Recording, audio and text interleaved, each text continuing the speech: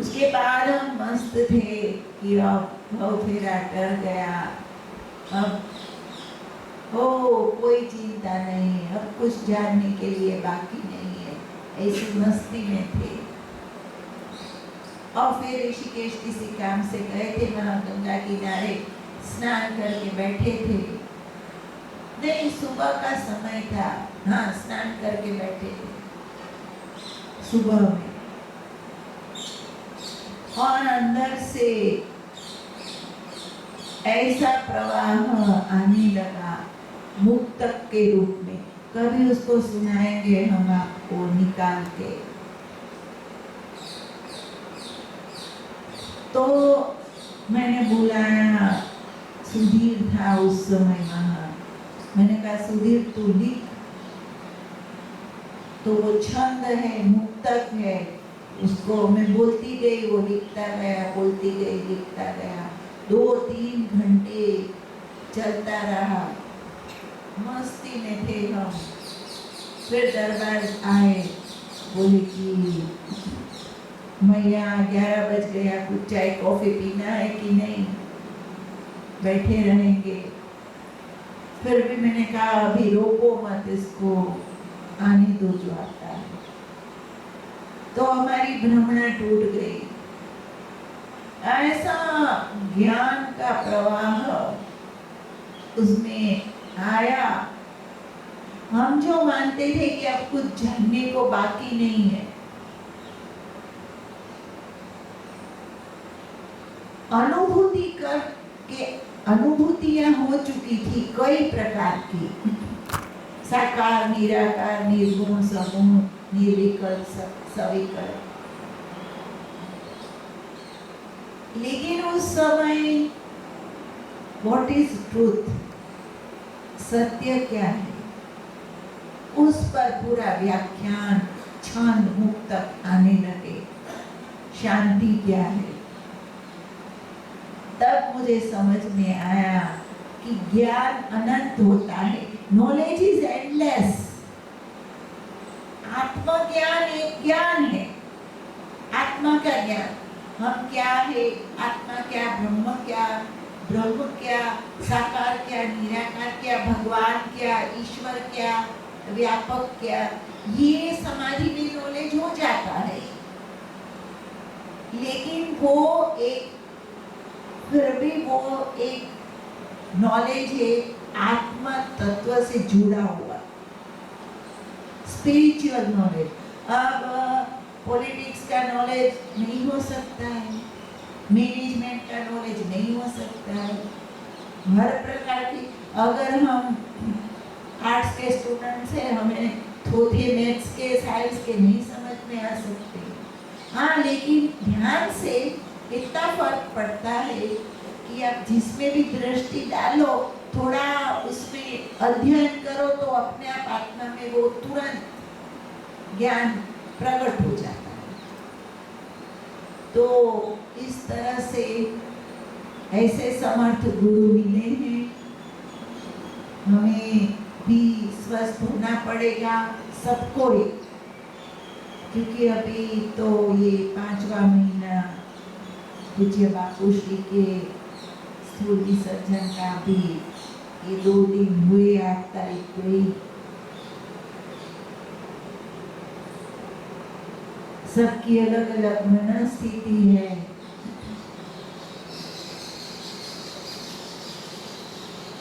सब कितना ही ज्ञान के भंडार हो, लेकिन स्थूल तो स्थूल ही होता है। उसकी कृपा, उसकी यादें कभी नहीं लिख सकती है। और व्यापक साक्षात्कारी संत की तो वो यादें प्रबल हो जाती उनके स्थूल विसर्जन के बाद। तो लेकिन वो गुरु स्वरूप, ज्ञान स्वरूप मिले और साथ में हैं। लेकिन जैसे टीचर सिखाता है, स्टूडेंट पढ़ता है, ऐसे हमें उनके ज्ञान को, उनके भजनों को, उनके सत्संग को सहारा लेकर के आश्रम का सहारा लेकर के, एक दूसरे के सत्संग का सहारा लेकर के आगे बढ़ना है। नकारात्मक शक्तियों से हम दूर रहें, गिरनार की गोद में आए और उनके आशीर्वाद प्राप्त करें। गिरनारियों के, संतों के, सिद्धों के। यहाँ घोरी भी रहते हैं झोगड़िया में, तो गुरु की उपासना सब करते हैं। महादेव को पार्वती जी से यही लड़ाई थी और हमारी भी बापूश्री से यही लड़ाई थी। हमें कोई विवाद नहीं था उनके साथ, लेकिन कई बार वो असुरों को ज्यादा ही साथ देते थे और सुरों को टड़काते थे। जैसे महादेव ने भस्मासुर, बाणासुर, जितने असुर हुए वो महादेव से अनुग्रहित, उनको आशीर्वाद महादेव ने ही दिया है। और जब उनका प्रकोप हो जाता था तब महादेव समाधि में बैठ जाते थे, माँ लड़ती थी। आशीर्वाद महादेव ने दिया, उसको हटाना माँ का काम। ये भी देखो विडंबना। तो असुरों को वो इसलिए, मैंने कभी कभी प्रश्न पूछते थे कि आपको पता नहीं है ये कपटी है, प्रपंची है? बोले सही, उसी का तो उद्धार करना है, उसका तो हो ही जाने वाला है, इसी में मेहनत लगने वाली है।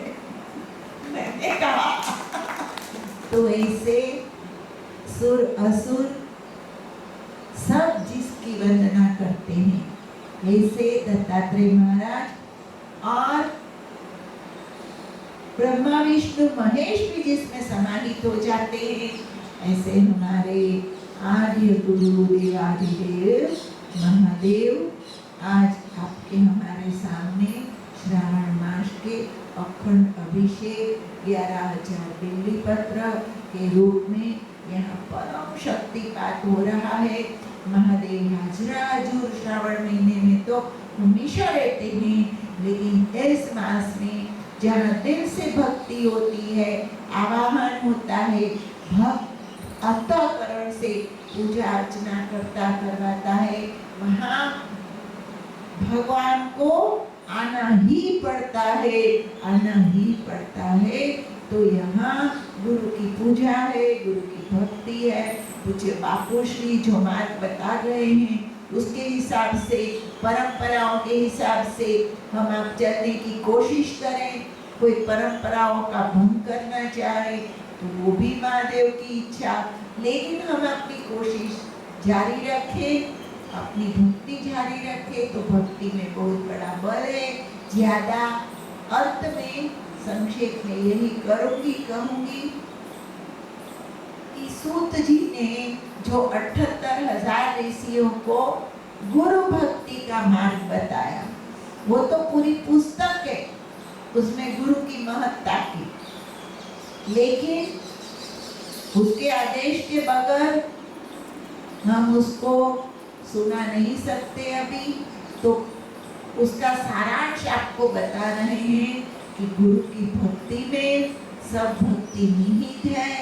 ये ब्रह्मर्षियों को ब्रह्मर्षि के गुरु स्वरूप सूत जी समझाते हैं, और सूत जी ने अपने घर की नहीं हाकी है, अपने विचार नहीं कहे।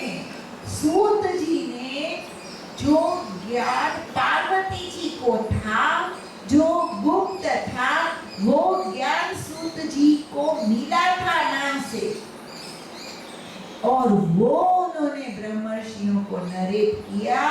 ये गुरु भक्ति का मार्ग हमें आपको स्वतः ही, फिर पुनः कहूंगी, आपका हमारा जरूर पुण्य कर्म है कि दत्तात्रेय जैसे सिद्ध समर्थ और पूज्य बापूश्री जैसे साक्षात्कारी उन्हीं के स्वरूप संत आप हमको प्राप्त हुए हैं। लेकिन दूसरों को भी यहाँ रहते हुए किसी दूसरों को भी और आप सब अपने अपने आसपास के लोगों को भी कम मत आंकना। हम सब गुरु दत्तात्रेय के शिष्य हैं, उनकी फौज है, उनकी शक्तियों के भंडार है। We are power of energy, divine energy, direct. स्मरण मात्रेण तुष्यति। याद करते हो दत्त भगवान बापू, देखो कभी न कभी आपको दर्शन घर पे या संतुष्टि हुई है तो हाथ ऊंचा करो, इसमें बैठे हुए चित्त नहीं, कभी न कभी हुआ है तो घर बैठे जो हम भगवान को बुला सकते हैं। कोई कौम नहीं हो आप, और मेरे अंदर भी इतना फालतू का आत्मबल नहीं है, कहीं से तो आता है उसकी भक्ति और ध्यान से, शक्ति उसी से आती है। शक्ति मतलब पावर, शारीरिक, मानसिक, आर्थिक हर प्रकार की शक्ति आपको पुनः क्रमशः प्राप्त होती जाती है। तो आप हम सब शक्ति के भंडार हैं, सीधे हम पावर हाउस से जुड़े हैं और हमें जुड़े रहना, भ्रमित नहीं होना है। आश्रम में आते जाते रहना है, आश्रम में गिरनार में आते जाते रहना है, स्वाति बहन के भजन सुनते रहना है। कठिन तो कठिन, कड़क तो कड़क और मीठा तो मीठा, जहर लगे तो जहर और अमृत लगे तो अमृत। माँ का सत्संग भी सुनना ही सुनना है। कड़वी दवा माँ ही पिलाती है और विटामिन भी माँ ही देती है, एनर्जी भी माँ ही देती है, खिलाती भी माँ ही है। तो ये कर्म और ये धर्म जो दत्त महाराज ने इस शरीर को दिया है उसको आगे बढ़ाने की कोशिश करते रहेंगे। और आप सब भी देखो, भगवान तो ऊपर है और बापू भी दत्त भगवान के पास मस्ती में और महादेव के पास अपना आसन ले लिए कि वे હવે આપણા બધાને ક્યાં બધી પ્રોબ્લેમ સોલ્વ કર્યા રાખીએ, ભાગો હવે શાંતિમાં, ऐसा करके वो भी ऊपर उनके पास आसीन हो गए हैं। तो अब रही અત્યારે સ્થૂળમાં તો આપણે જ રહી ગયા, भाई कितना ही व्यापक हो, स्थूल तो स्थूल होता है, वो दर्शन, वो सफेद वस्त्र, वो करुणा भरी आंखें, वो तो कभी नहीं भूल पाएंगे आप हम। लेकिन अब वो ही प्रेम, वो ही करना, आपको हमको एक दूसरे को देना है, सहारा देना है, सहारा बनना है और उनमें समाहित होना है। श्रावण का महीना है, भक्ति और भजन और सत्संग, पूजन अर्चन का दिव्य समय है। महादेव की उपासना का समय है, दत्तात्रेय की उपासना का समय है। थोड़ा समय दिल से महादेव का कीर्तन करें, उनको याद करें और दिल से ऐसा नहीं समझे कि ओम नमः शिवाय में हरिओम तत्सत नहीं है, हरिओम तत्सत में ओम नमः शिवाय नहीं है। शिव ही दत्त है, दत्त ही शिव है। और जब ध्यान करना हो तब फिर इस मंत्र को भी अपन कर सकते हैं। आज महादेव की उपासना करते हैं, दिल से उनको याद करते हैं, उनकी कृपा और आशीर्वाद और भक्ति का आनंद लेते हैं। हरिओम तत्सत। जय गुरुदत्त। प्रणाम, नमस्कार।